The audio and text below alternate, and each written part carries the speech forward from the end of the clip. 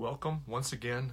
It's our continuing twice a week talk. I'm talking today at noon, and Ashley's talking this week on Friday at 10.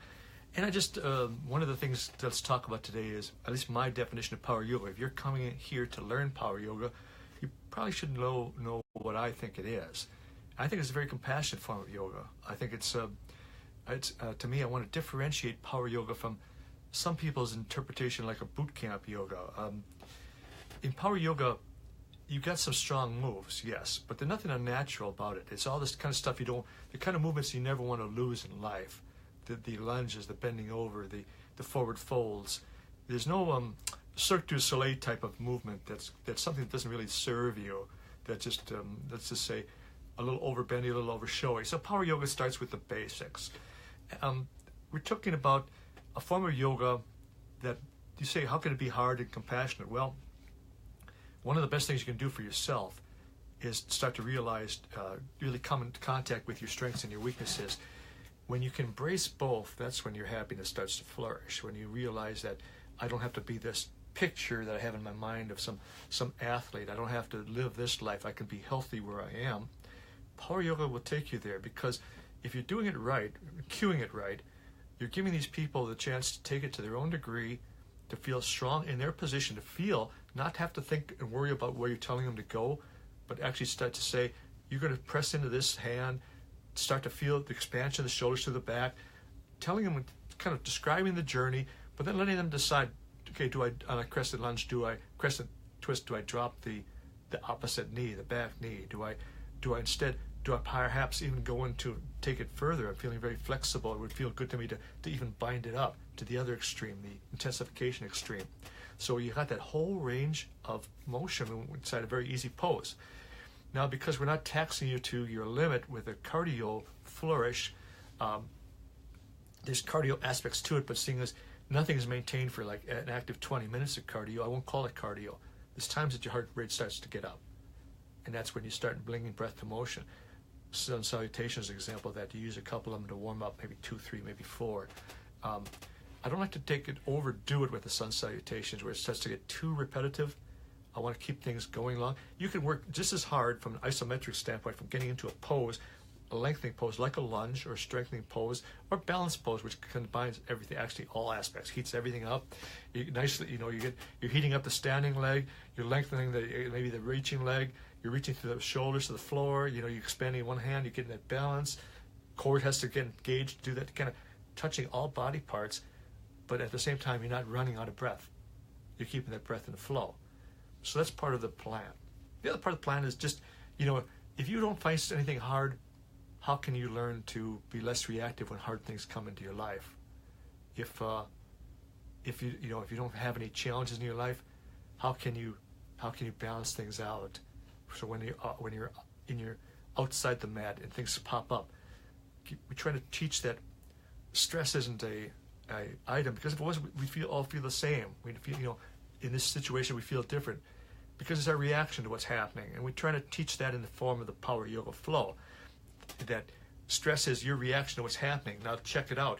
Is it up here, or is it here in the lungs? If it's not in the lungs, then maybe you can breathe through it. Maybe you can, go into a tighter position and still enjoy it. If you're not enjoying it, you can tell. For example, as a yoga teacher, we want to kind of remind people, hey, if you're grimacing and your neck is wrinkling and your brow is furrowing, you're in the wrong spot for this pose. Ease up a little bit, smile. If you can't smile, what's the point? You're trying to get yourself into a strong position, something that feels really, really good. And that's what we're kind of looking for here. So that's part of it. Teaching a little bit of letting go of the ego. And again, if you're not faced with something that's a little harder than you can do, how can you ever let go of the ego? So that's another point of this whole practice and when you can do that, you can again really start to focus in on what's important to yourself, not what you think has to be important to yourself. Letting go of that ego is a big part of power yoga. One thing in power yoga that again differentiates itself from some of this, hey, hi Mike, thanks for the thumbs up. One of the things that power yoga differentiates itself from, let's say, boot camp mentalities, we don't go into a lot of repetition. Every pose has a meaning to it. So you're not going to just, let me say, do 10 push-ups for push-ups' sake And one of the things that happens, of course, if you're doing push-ups like that, hi, Mike, good to see you. One of the things that happens if you're doing repetitive items, you're going to start losing form, and that's where things can really hurt yourself. You know, if you're doing 20 burpees, is the first one as good as the 20th one? No. So what's the point of taxing something, getting kind of sloppy?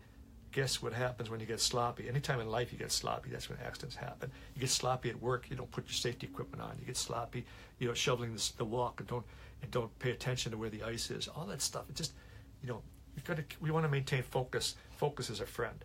Focus is also what takes us deeper into the yoga poses. So watching that part of it, I've been in so-called power yoga classes where you'll do a, let's say, a wheel pose. Now the beauty of wheel is getting that heart wide open. You're getting you're pressing through the shoulders. You really get into that strength. The beauty of the wheel pose is getting into the wheel pose. Now why would you have to do it in repetition like a push-up 10 times? Guess what's going to happen? Time 8, time 9, times 10. You're going to be probably cranking up that back, not getting the rounding anymore. And so this is the kind of stuff we try to avoid in our classes. Okay, we want to get you in a pose that means something, not to tire you out by doing repetitive portions of that pose. So that's kind of the thing hopefully you're looking forward to with your students, is to get them into a class that we're going to remember, a strong class that can challenge them, take them past their limitations, show them that most of their limitations are right up here, and we can work through that any time of the day just by keeping calm, being less reactive. This is the key that I'm talking about for power yoga. Not you can take this class into a gym class, and without having to do all this other gyrations of give me 10 push-ups or 10. Anytime the number of things you're doing is past 3, say you're starting to get a little bit into the boot camp mentality. So if you're going hands high to hands twisted to hands high to past 3 times would kind of be my limit. So kind of use that as a guide in your own practice. Even if you don't come to our teacher training, I would try to encourage you to not to get into that let's do it for doing its sake, let's do it to get a little cardio up. Because what happens is after time about 3, you're no longer in the pose anymore. You're into some sort of, you know what's coming next. You're going to do forward 5 and 6, and you just start to lose that connection, mind-body connection. And that's another thing about power yoga. And that's probably the last thing we'll talk about here, is it's really, really effective at getting your mind real quiet. Because when you find sensation, like in a crescent lunge, and you're getting low, and you're reaching your hands out to the mirror. I teach in front of a mirror, 2,000 classes, so I'm going to call the front of the room mirror. But you're reaching your hands out to the front, and you're getting low, and you feel that sensation in the thigh. Your mind is drawn to that sensation, and your mind starts to get real quiet. And you find out a lot of you, part of the reason you love yoga is that you see that quietness is something that you need in your life, that calm, that peace that you can cultivate through the meeting of you're meeting yourself in a strong pose. Now that's kind of the plus and the minuses of it. I feel that as a teacher, you're probably taking people, offering more ways for them to take it easy than you are to make it intensify it, because the human nature is they're going to take it to intensification. So your job is to offer both options so that they can, the pose, you feel the same thing, and that's what yoga is. You may look different in the poses, but if you're feeling the same thing, that's it. And then I'll lastly end up that power yoga, we look at alignment, we look at anatomy, but we don't want you to take alignment as the guiding key to what person's doing their yoga pose. Because again, the beauty of the human race is that we're all different. I'm in my 60s. Hi, Natalie. I'm in my 60s. Some of you, in your 30s are going to feel differently. The beauty of the human race is that we can all be in a pose, enjoying, what it's giving to us at every time, not getting too crazy about the details of looking like some magazine, or, again, taking ourselves into some place we feel we have to be. We want to just experience it, live with it. That, to me, is the key. That's why I love power yoga, because I can blend it to all different body types, all different ages, and everyone's going to kind of meet right in the same place. That's my definition of power yoga. Hopefully, whether you come here for yoga teacher training or not, hopefully that'll be your definition too. Be gentle, be compassionate to everybody, because everybody needs that edge, needs that softness. Thank you very much. Ashley's talking maybe about the same subject. Who knows? Who knows Ashley? She may go off on a tangent, but she's going to talk on my normal spot, which would be Friday at 10. Thank you very much. Check in. You got early bird till April 30th to sign up. I think it's going to be an amazing class. We got a lot of surprises planned. Again, you're going to get everything from Yoga Alliance handbook, and but teaching it from a more focused on not one style, not a yoga smorgasbord. We're not going to go into chair yoga or kids yoga. You as a yoga teacher, you're going to seek these things on your own if that's important to you in your studio or your location.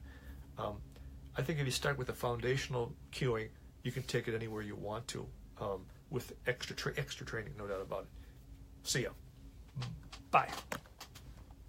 That wasn't quite right.